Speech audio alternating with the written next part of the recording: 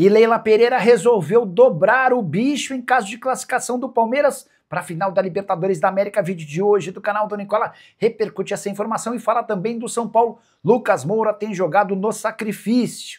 Bora te atualizar também sobre a busca de um grupo no Corinthians por 2,5 bilhões de reais. Para completar, Michael do Flamengo no Internacional, Lerma pode virar reforço do Vasco. O que há de verdade na especulação de que um lateral da Série B interessa ao Cruzeiro? Falo ainda sobre o Galo, anunciando a sua troca. Por causa do Flamengo, o Atlético deixou a Libra e fechou com a LFU.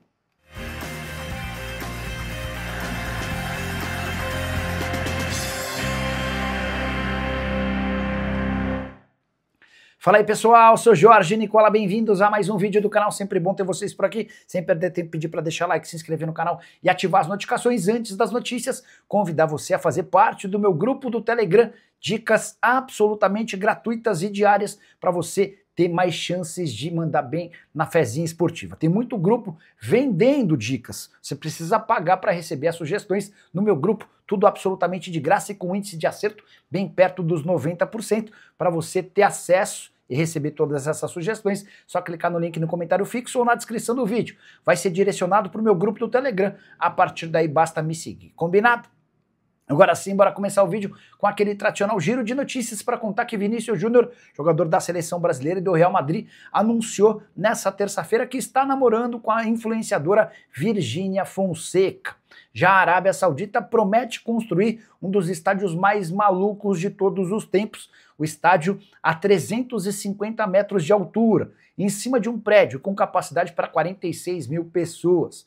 Bora contar também que Wagner Mancini é o novo técnico do Red Bull Bragantino, ele chega no dia seguinte à demissão de Fernando Seabra. Para completar, o Sport demitiu Daniel Paulista, o Leão que é o lanterna do Campeonato Brasileiro e também o último colocado do retorno. A saideira do giro de notícias, James Rodrigues não ficará no Leão. O meio-atacante colombiano, que passou pelo São Paulo de forma discreta, também não conseguiu agradar por lá. Até aqui, na atual temporada, 15 jogos, 3 gols e 3 assistências.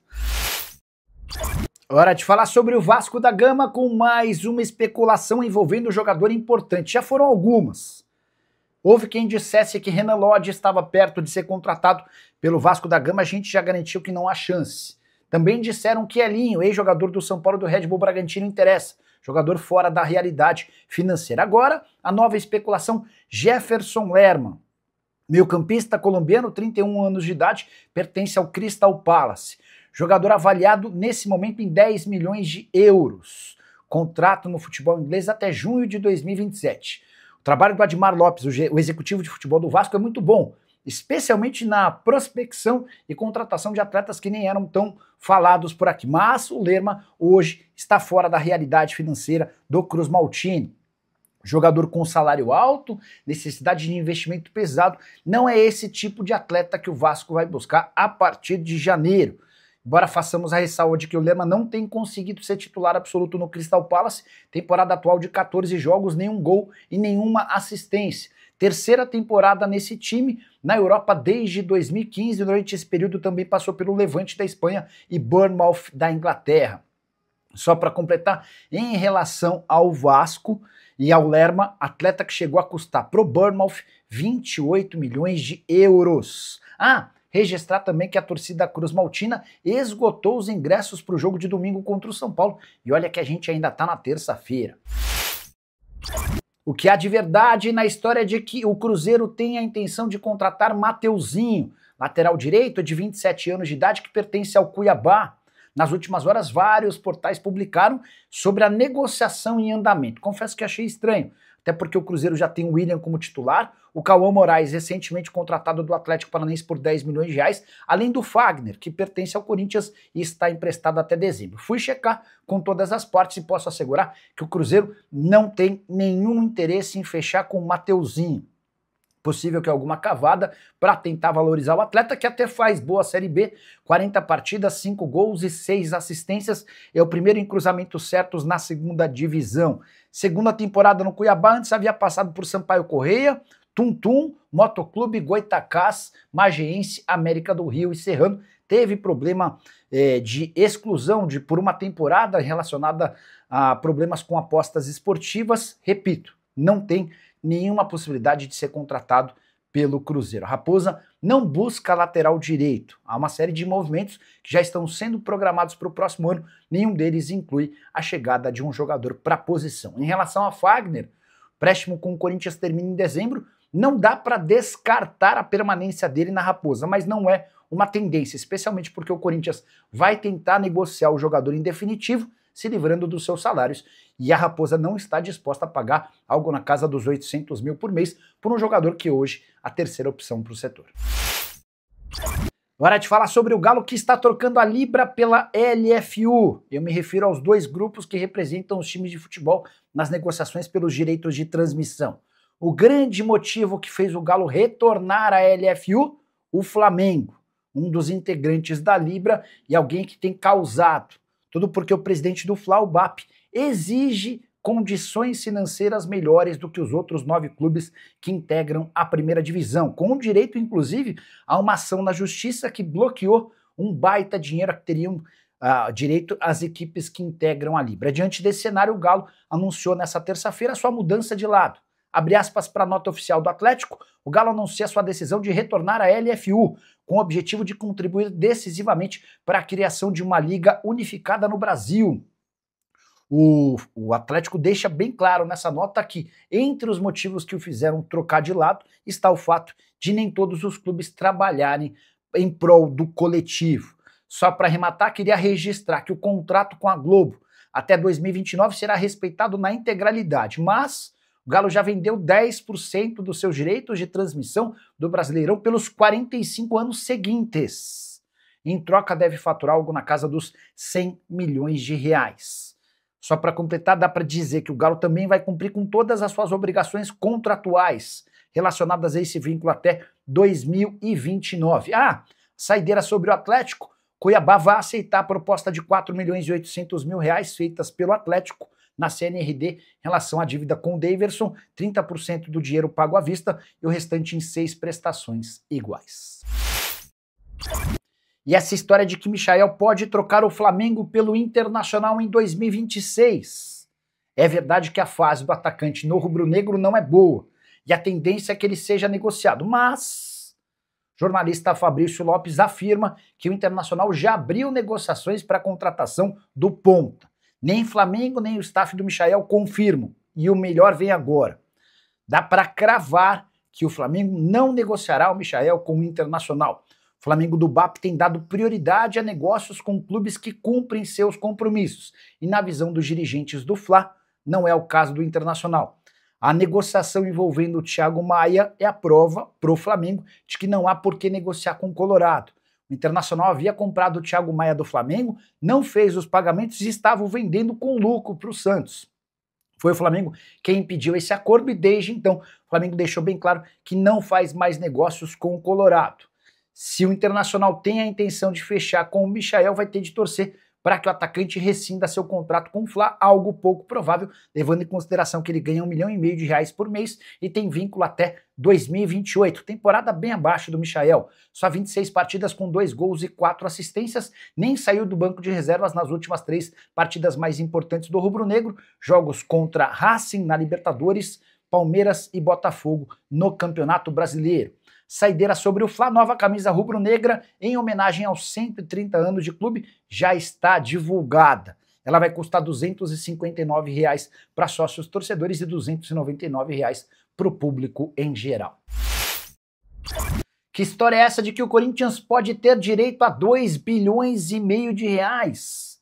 Essa é a intenção da Safiel, grupo de torcedores do Corinthians que criou um módulo, um programa, uma ideia de transformar o Corinthians em SAF, tendo apenas torcedores do Corinthians como acionistas.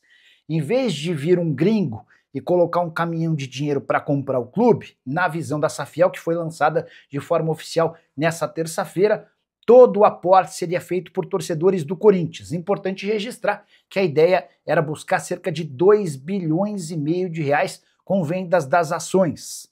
Esse dinheiro serviria para que o Corinthians quitasse suas dívidas e fizesse investimentos pesados no futebol e também em instalações no clube social.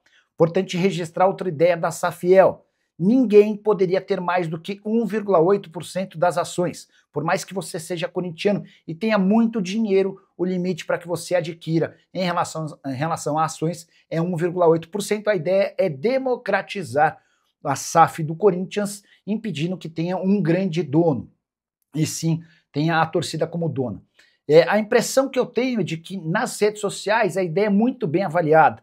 Vários torcedores do Corinthians que sempre viraram a cara para a ideia de uma SAF gostam da Safiel, mas dá para assegurar que essa possibilidade, enquanto Osmar Stabile e sua cúpula estiverem no poder, está completamente descartada.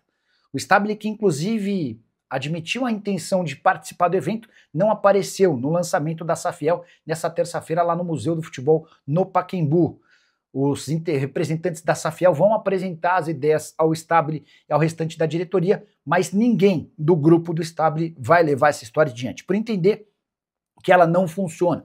E mais, que o Corinthians não precisa de uma SAF. Só para completar, há dentro do grupo do Stabile a convicção de que vários dos líderes da Safiel estiveram recentemente no clube, inclusive alguns deles muito próximos de Augusto Melo, que causa verdadeiro horror nos atuais dirigentes.